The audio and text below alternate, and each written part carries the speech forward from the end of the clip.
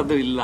ಅಲ್ಲ ಈ ಬರ್ತಾರೆ ರಾಜ್ಯದ ಮಾಜಿ ಉಪಮುಖ್ಯಮಂತ್ರಿಗಳಾಗಿರ್ತಕ್ಕಂತಹ ಸನ್ಮಾನ್ಯ ಶ್ರೀಯುತ ಕೆ.ಎಸ್. ಈಶ್ವರಪ್ಪನವರ 77ನೇ ಹುಟ್ಟುಹಬ್ಬದ ಅಂಗವಾಗಿ ಅತ್ಯಂತ ವೈವಿಧ್ಯಮಯವಾಗಿರ್ತಕ್ಕಂಥದ್ದು, ವೈಭವೋಪೇತವಾಗಿರ್ತಕ್ಕಂತಹ ಧಾರ್ಮಿಕ ಕಾರ್ಯಕ್ರಮಗಳನ್ನು ಹಮ್ಮಿಕೊಂಡಿರ್ತಕ್ಕಂಥದ್ದು. ಇದು 9 ಮತ್ತು 10ನೇ ತಾರೀಕು ಅತ್ಯಂತ ವೈಭವದ ಧಾರ್ಮಿಕ ಕಾರ್ಯಕ್ರಮ. ಈಗಾಗಲೇ ಈ ಕಾರ್ಯಕ್ರಮ ಸನ್ಮಾನ್ಯ ಕೆ.ಎಸ್. ಈಶ್ವರಪ್ಪನವರೇ ಒಂದು ಬಾರಿ ಈ ಯಾಗವನ್ನು ಹಮ್ಮಿಕೊಂಡಿದ್ರು. ಇದು 2ನೇ ಬಾರಿಗೆ ಶುಭಮಂಗಳದ ಸಮುದಾಯ ಭವನದಲ್ಲೇ ಆವರಣದಲ್ಲೇ ಹಮ್ಮಿಕೊಳ್ಳಲಾಗಿರ್ತಕ್ಕಂಥದ್ದು.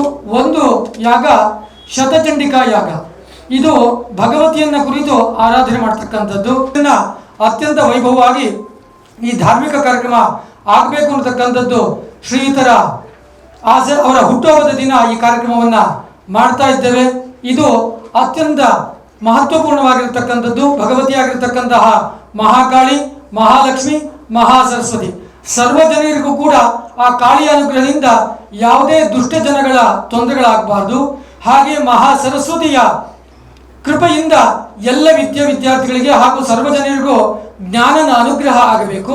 ಹಾಗೆ ಮಹಾಸರಸ್ವತಿಯ ಅನುಕೃಪೆಯಿಂದ ಎಲ್ಲ ಜನರಿಗೂ ಕೂಡ ಆರ್ಥಿಕ ರೀತಿಯಲ್ಲೂ ಕೂಡ ಅನುಗ್ರಹ ಆಗಬೇಕು ಅನ್ನತಕ್ಕಂಥ ಉದ್ದೇಶದಿಂದ ಈ ಶತಚಂಡಿಕಾ ಯಾಗವನ್ನು ಹಮ್ಮಿಕೊಳ್ತಾ ಇರತಕ್ಕಂಥದ್ದು. ಇದರ ಜೊತೆಗೆ ಇನ್ನೊಂದು ಯಾಗವನ್ನು ಮಾಡ್ತಾ ಇದ್ದೇವೆ, ಅತಿರುದ್ರ ಮಹಾಯಾಗ.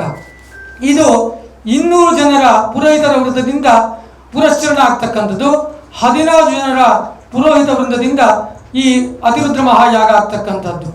ಇನ್ನೊಂದು ವಿಶೇಷವಾಗಿ ಸನ್ಮಾನ್ಯ ಕೆ.ಎಸ್. ಈಶ್ವರಪ್ಪನವರು ಹಮ್ಮಿಕೊಂಡಿದ್ದಾರೆ. 1008 ಮಹಿಳೆಯರಿಗೆ ಬಾಗಿನವನ್ನು ಅರ್ಪಣೆಯನ್ನು ಮಾಡ್ತಕ್ಕಂತಹ ವಿಶೇಷವಾಗಿರ್ತಕ್ಕಂತಹ ಕಾರ್ಯಕ್ರಮವನ್ನು ಅವತ್ತೇ 10ನೇ ತಾರೀಕು ಈ ಕಾರ್ಯಕ್ರಮವನ್ನು ಇಟ್ಕೊಂಡಿರ್ತಕ್ಕಂಥದ್ದು. ಈ ಧಾರ್ಮಿಕ ಕಾರ್ಯಕ್ರಮ 9ನೇ ತಾರೀಕು ಬೆಳಗ್ಗೆ 8 ಗಂಟೆಯಿಂದ ಪಾರಾಯಣದ ಕಾರ್ಯಕ್ರಮಗಳು ಪ್ರಾರಂಭವಾಗ್ತಕ್ಕಂಥದ್ದು. ಮಧ್ಯಾಹ್ನ 12 ಗಂಟೆಗೆ ಈ ಪಾರಾಯಣದ ಒಂದು ಹಂತ ಮುಕ್ತಾಯವಾಗ್ತಕ್ಕಂಥದ್ದು. ಮತ್ತೆ 9ನೇ ತಾರೀಕು ಸಾಯಂಕಾಲ 5:30 ಮತ್ತೊಂದು ಪಾರಾಯಣದ ಕಾರ್ಯಕ್ರಮ ಪ್ರಾರಂಭವಾಗಿ ರಾತ್ರಿ 8 ಗಂಟೆಗೆ ಮುಕ್ತಾಯವಾಗ್ತಕ್ಕಂಥದ್ದು. ಮಾರನೇ ದಿನ ಬೆಳಗ್ಗೆ 10ನೇ ತಾರೀಕು ಬೆಳಗ್ಗೆ 7:30 ಈ ಶತಚಂಡಿಕಾ ಯಾಗ ಪ್ರಾರಂಭವಾಗ್ತಕ್ಕಂಥದ್ದು. 11 ಗಂಟೆಗೆ ಸ್ವಾಮಿಗಳ ಪೇಜಾವರದ ಸ್ವಾಮಿಗಳು ಮತ್ತು ಇನ್ನಿತರ ಸ್ವಾಮಿಗಳ ನೇತೃತ್ವದಲ್ಲಿ ಈ ಶತಚಂಡಿಕಾ ಯಾಗ ಅತಿರುದ್ರ ಮಹಾಯಾಗದ ಪೂರ್ಣಾಹುತಿ ನೆರವೇರತಕ್ಕಂಥದ್ದು. ಈ ಪೂರ್ಣಾಹುತಿಯಲ್ಲಿ ಸನ್ಮಾನ್ಯ ಶ್ರೀಯುತ ಕೆ.ಎಸ್. ಈಶ್ವರಪ್ಪನವರು ಹಾಗೆ ನಮ್ಮ ಎಲ್ಲ ಮುಖಂಡರುಗಳು ಹಾಗೆ ಸ್ವಾಮಿಗಳು ಕೂಡ ಈ ಪೂರ್ಣಾಹುತಿಯಲ್ಲಿ ಭಾಗವಹಿಸಲಿದ್ದಾರೆ.